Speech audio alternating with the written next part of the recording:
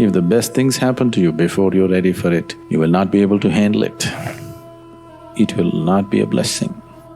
Your business on the spiritual path is just to keep yourself receptive.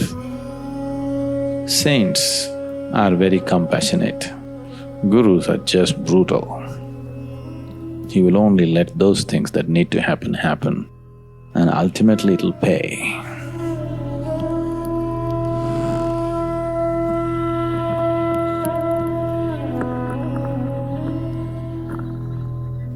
Once, there was a yogi in South India, and he lived in a cave in the mountains. He was doing his sadhana and living there by himself. There in the cave, a rat also made its home. The yogi noticed his companion, made little space for him, and also started feeding him. The rat grew fat on the food that the yogi was giving. And one day, the rat just went out, and a cat saw food in rat, the yogi's food, and went after him. Because he had grown fat on the food that was being thrown at him, he couldn't really handle his own survival by escaping. So he ran into yogi's lap, fell into yogi's lap and cried, "This cat is going to kill me." The yogi held the rat and chased away the cat. Then he thought, this rat is going to have problems like this. Now that the cat has seen a fat rat, it is going to prowl around and wait. So, for its safety, yogi told the rat, "Say, I will make you into a cat so that you will be safe." So he made the rat into a cat and fed the cat. The cat grew fat.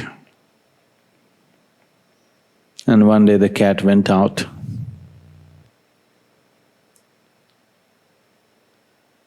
A hunting dog saw this cat and went after him. Once again, because the cat had grown fat with yogi's food, he is not able to handle his own survival. He ran straight to the yogi and fell in his lap and said, "The dog is going to kill me." The yogi held the cat and chased away the dog, then decided to, said, for its safety, the best thing is, it becomes a big dog. So he made the cat into a big dog. The dog, also he fed the dog. The dog grew fat and went out one day. A tiger saw this fat dog and went after him. The dog came running and fell in yogi's lap and again said, "The tiger is going to kill me." The yogi chased away the tiger and said, "I will make you into a tiger so that you have no such problems." He made the rat, which was a dog right now, into a tiger. So he became a tiger and yogi continued to feed the tiger. The tiger went about in the forest. He enjoyed it. If he just growls, everybody runs. He just enjoyed being a tiger, but it started bothering him. Everybody in the forest thinks I am a tiger. The secret that I am actually a rat, only the yogi knows. If I eat him up, if I kill him and eat him, nobody will know that I am a rat. Everybody will really think I am a tiger.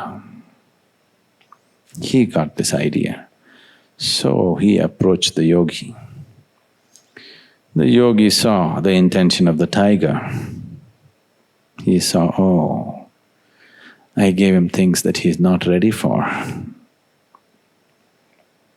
and made him once again into a rat.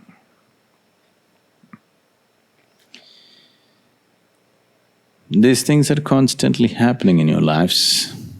Always people are asking, okay, somebody else is like that, why not me?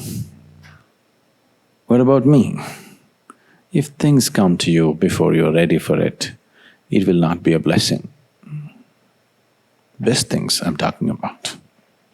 If the best things happen to you before you're ready for it, it will not be a blessing in your experience, it'll become a great difficulty. You will not be able to handle it. Whether it is material well-being or spiritual well-being or great experiences or whatever, unless you evolve yourself into a certain stage, it will anyway happen. Your business on the spiritual path is just to keep yourself receptive, not expect or demand as to what should happen. I am not that kind of yogi.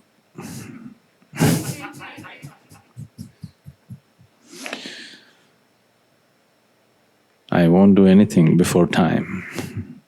But if something comes to you before your time, it will not be a blessing. So the best thing is always just to keep yourself receptive and do what you have to do. What has to happen will anyway happen. In India we have this practice, especially if you plant a mango tree. The second year itself, mango tree will flower. If you let it be, it'll become full of fruit. The plant will be only this much. By end of January, February, it'll be full of flower. If you let it be, lot of fruit will come. If you do that, if you allow the fruit to come, the plant will be ruined. It will not grow properly. So the second year when the mango flower comes, we pluck off all the flowers, we won't let it fruit. Next year mango flower comes, we'll pluck off everything. Only fourth, fifth year we will allow it to happen. That too, fourth year we will pluck off half of it and leave half. After fifth year we will let it fruit. If you let it fruit in the second year itself, that tree will never grow to its full size.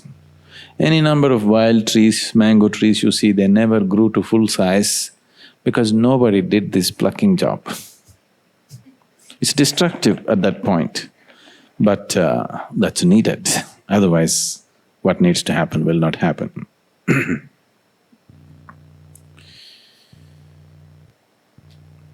These misplaced, people who are loaded with morality, some of you, you have too much of misplaced compassion.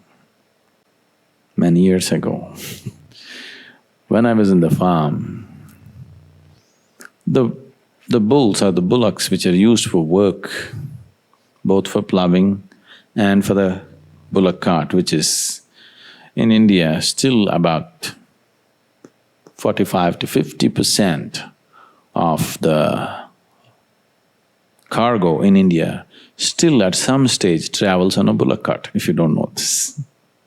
There are trucks, there are trains, there are everything, but still 45 to 50% of the cargo in India still travels on a bullock cart, at least in its early stage, from farm down to the market somewhere.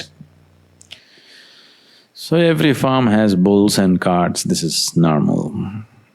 So I had these two bulls, and if you treat them well and if you take care of them, they really are good, They act like your friends and they're very responsive. You can have a certain kind of rapport and relationship with them. Like people have very close and dear relationships with dogs. Similarly, people have very close relationships with cows and bulls. So these two bulls are good and they're handsome young men, So, periodically, you have to do like you have the horseshoe for the horses, Similarly, a similar shoe, actually a horseshoe of a slightly different size, also goes into the bull's toes. The way it is done, with the horses you can do it, have the horses standing and do it. With the bulls it's not possible to do that. They have to put the bulls down on the floor and it's quite a terrible affair when it's being done. I just saw this whole… A couple of times this guy came and did it, and the way he was doing it, I thought, where is it needed? I have stopped using the cart. My bulls won't go on the road. It only walks on the, unpaved surfaces. So I thought, don't want this horseshoe for my bull. There's no bull shoe, okay?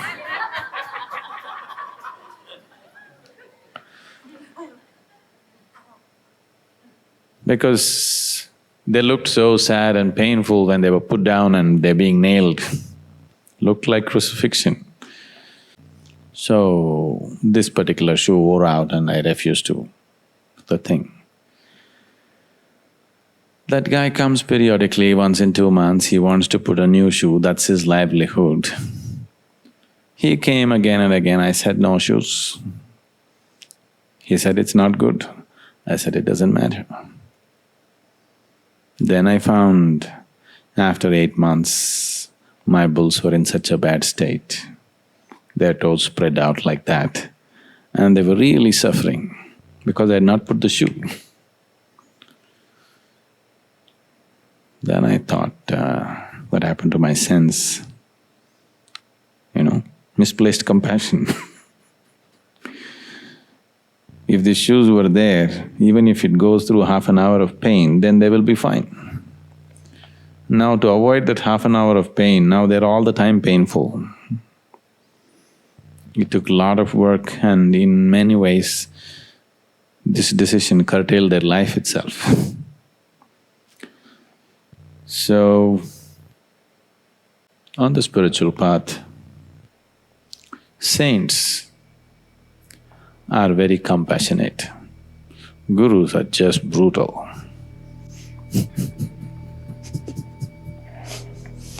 Saints just bless and say, let everything happen to you, or let the best happen to you.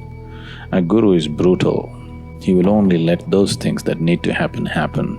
Rest of it, he won't let it happen. And ultimately it'll pay. Ultimately it'll definitely pay. So those of you who are wondering and struggling, comparing yourself to somebody else, that's not how it is.